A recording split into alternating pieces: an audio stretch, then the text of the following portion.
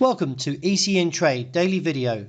Before we begin, it should be noted that any advice is of a general nature only and that your personal circumstances have not been taken into consideration. Hello everyone, my name is Rob Clayton and thank you for joining me. Well, having started the day out to a firm start for the Australian dollar, the market backed away from the highs of 69.28, and from there I still feel technically that we could push towards that top side of the range around 69.55, but looking beyond there it may struggle as the 60-day moving average is seen just above around 69.80-85. In light of yesterday, the Reserve Bank of Australia Governor Phil Lowe said that the inflationary rate was credible to around 2 to 3%, and therefore has put speculation that the next RBA meeting will probably hike by another 50 basis points. The Australian dollar wasn't too fussed about the comments. However, still looking at this current pattern, I like the way the market's forming and therefore look towards that top side of the call as mentioned. Profit taking is, as I say, looking around that 69.55.80 area. The euro was a little bit weaker overnight as the market took the challenge beyond 102.20, and I was looking for the target of around 102.80 to 103.40, and as you can see we only got close to around 102.72. In view of the pattern, it's still bullish. The MACD is still married up to the RSI, so I still feel, and I won't abandon this view at the moment, that the market could eventually reach its objective, as I say, around 102.80 to 103.40. The dollar index, which measures the greenback strength against a basket of 6 major currencies, was a little bit firmer from 106.5 to 106.88 this morning.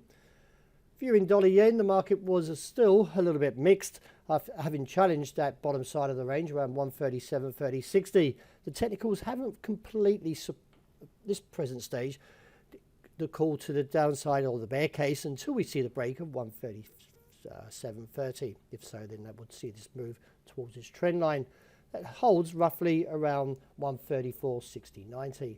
The call is still bearish, but it's a little bit of a slow wait as the bears haven't really gathered in greater numbers to support that downward break. But if we do see it around 137.30, then that would initiate a further move down. Sterling was also a little bit weaker overnight, but still the market is on track to gain higher, I feel, up towards the objective around 120.65.75 and reassess from there. We could actually see further gains up towards 121.65.75 if this pattern continues to strengthen. Looking at gold, the market was a bit weaker overnight and not quite shaking off the bearishness that's currently pressuring on that key support level, which is around 1,686 to 91. We are around 95, so we're very, very close to this level.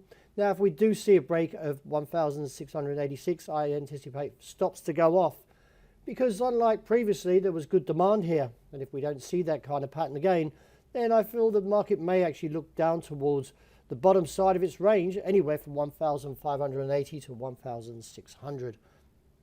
However, we are getting oversold. Whether that will shake off the bearish outlook due to the bullish divergence from the RSI on the dailies, but the key level is at 1,686.91, and that's the point the market is looking at. Oil still holding underneath that key level around 99.80. After 2 challenges, the market is closed under there in New York, and therefore does put further pressure on the downside. Although maybe some distance, the target is around 94.70 and reassess from there. Well, that wraps it for the morning. Thank you very much for joining me, and as always, look out for the intraday report. I hope you enjoy the great start to the day.